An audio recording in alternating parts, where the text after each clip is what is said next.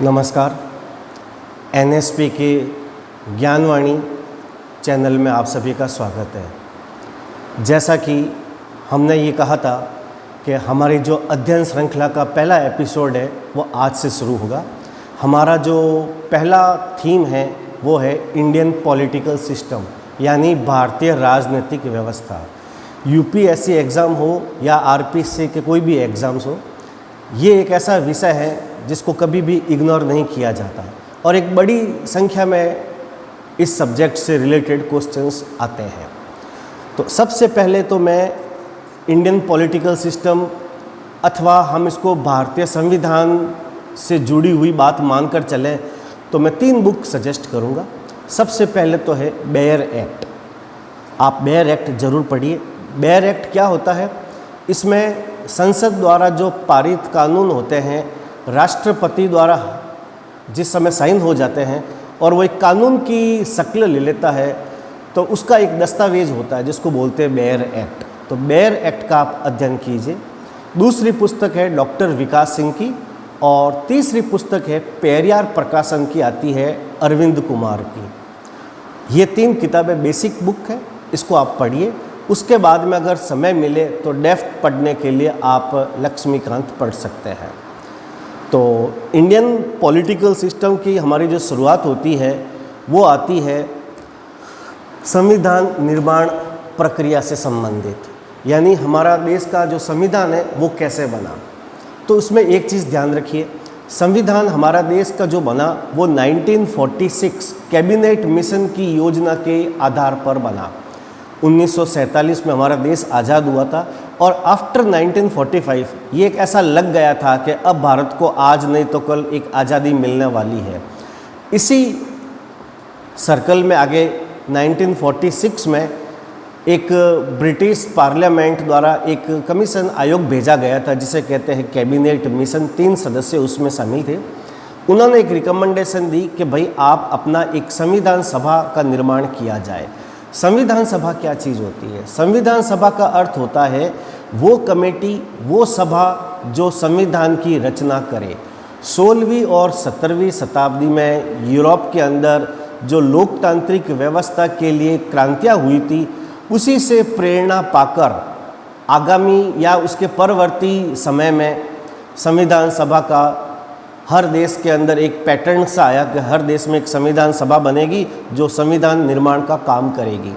तो भारत में भी जब कैबिनेट मिशन आया तो इन्होंने सजेशन दिया कि आप संविधान सभा का निर्माण करें। अब संविधान सभा का निर्माण कैसे करें? 36 करोड़ की लगभग आबादी थी उस समय भारत की। क्या सीधे प्रत्यक्ष पब्लिक ही संविधान सभा का चुनाव कर ले? उतना न तो साधन थी, न सुविधा थी और न इतनी लिटरेसी, न इतनी जागरूकता। तब इसका एक समाधान निकाला गया।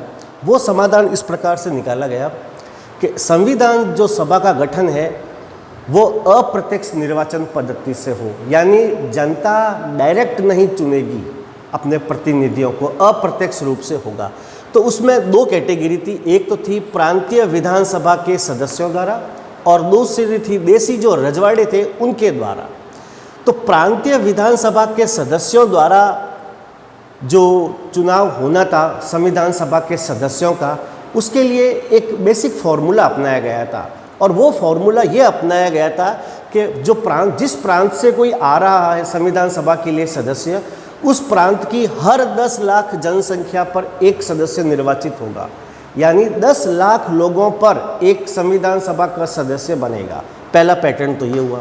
दूसरा ये हुआ जो स्थान आवंटित किए गए उनको विभिन्न जाति वर्गों में डिवाइड किया गया।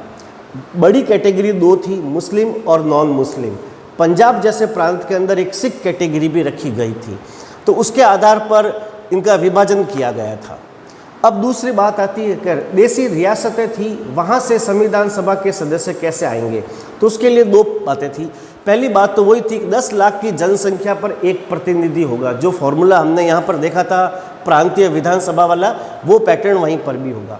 दूसरा इसके अंदर एक अलग से ये था कि सदस्यों का जो चुनाव था वो कैसे होगा। तो देसी रियासतों में 2 प्रकार के प्रतिनिधि आए, मनोनीत भी आए और निर्वाचित भी आए। जो निर्वाचित थे उनका प्रोसेस ये था कि देसी रियासतों द्वारा एक कमेटी गठित की गई वो, और एक चुनाव समझौता समिति। तो देशी रियासतों द्वारा जो कमेटी गठित की गई और एक चुनाव समझौता समिति, इन दोनों के परस्पर विचार विमर्श के बाद संविधान सभा के सदस्यों का निर्वाचन तय हुआ था। अब इसमें देखने वाली बात है, चुनाव समझौता समिति ये क्या चीज़ है? ये है कि ब्रिटिश भारत से संविधान सभा के लिए जो चुने गए प्रतिनिधि थे उनके द्वारा बनाई गई, उनके द्वारा या उनसे मिलकर बनाई गई एक कमेटी थी जिसे कहा गया चुनाव समझौता समिति। तो इन्होंने, जो देशी रियासतों ने खुद ने अपनी तरफ से कमेटी गठित की थी, इन दोनों कमेटी की आपस में सलाह मशवरा के बाद में कुछ सदस्यों का निर्वाचन हुआ था। वो बात थी देशी रियासतों के द्वारा। तो देशी रियासतों से निर्वाचित और मनोनीत दोनों प्रकार के सदस्य निर्वाचित हुए थे। तो हमारी जो संविधान सभा थी, इसका स्वरूप या इसकी प्रकृति की बात करें तो इसका स्वरूप या प्रकृति ये थी कि ये आंशिक रूप से निर्वाचित थी और आंशिक रूप से नामांकित भी थी। हमारे देश की जो संविधान सभा थी उसकी त्रिस्तरीय संविधान की कल्पना की गई थी। पहली थी प्रांतीय संविधान, यानी प्रांतों में जो संविधान बनेगा। दूसरी कैटेगरी ये थी कि 3 समूह बनाए गए, यानी वे राज्य जहाँ पर हिंदू बहुमत में है, स्पेशली सेंट्रल इंडिया के, एक उत्तर पश्चिम जो ये सिंध बलूचिस्तान वाले इलाके, जो पाकिस्तान अफगानिस्तान सरहद पर है, मुस्लिम बहुल्य वो वाले इलाके, और तीसरे थे उत्तर पूर्वी मुस्लिम बहुल्य इलाके जिसमें बांग्लादेश के आसपास के एरिया थे। तो इन 3 समूह की कैटेगरी की कल्पना थी। ये अपने अपने प्रांतों और वर्गों के लिए संविधान बनाएंगे, यानी कि एक तो प्रांत का संविधान होगा, दूसरा ये जो 3 कैटेगरी बनाई गई है ये अपने अपने प्रांतों में अपने अपने वर्गों के लिए संविधान बनाएंगे, और तीसरा होगा संघीय संविधान जो देश का संविधान होगा। यानी हमारे देश में कैबिनेट मिशन जो आया था इसने त्रिस्तरीय संविधान की परिकल्पना करी थी, और हमारे संविधान सभा का जो स्वरूप था वो था आंशिक रूप से निर्वाचित और आंशिक रूप से मनोनीत। ये संविधान सभा के गठन के प्रारूप की बात है। अब बात करें, थोड़ा सा इसका बैकग्राउंड निकालें, तो संविधान सभा की जो पहली अभिव्यक्ति थी वो 1895 स्वराज विधेयक के अंतर्गत थी। 1895 में एक कानून बना था जिसके अंदर स्वराज की बात कही गई थी, जिसके अंदर मेन रोल जो था, मुख्य भूमिका थी वो लोकमान्य तिलक की थी। तो लोकमान्य तिलक के निर्देशन में जो 1895 में स्वराज विधेयक बना था, ये संविधान सभा के गठन की पहली अभिव्यक्ति थी इंडिया के अंदर। और उसके बाद में 1922 में महात्मा गांधी ने ये कहा था कि भारतीयों के संविधान जो है वो भारतीयों की इच्छा के अनुसार ही होगा। और जो सबसे बड़ी बात है वो एक औपचारिक रूप से जो संविधान सभा के गठन का विचार है ये M.N. रॉय ने रखा था, और ये M.N. रॉय ने 1934 में विचार रखा था। M.N. रॉय ये साम्यवादी नेता थे, लेकिन इन्होंने संविधान सभा के गठन की बात करी थी।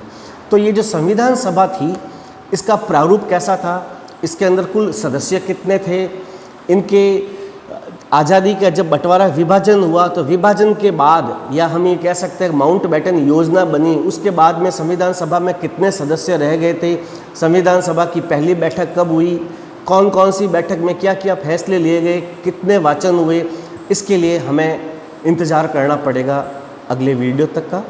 ये थी बातें, अब तक इंतज़ार कीजिए शुक्रवार तक। नमस्कार।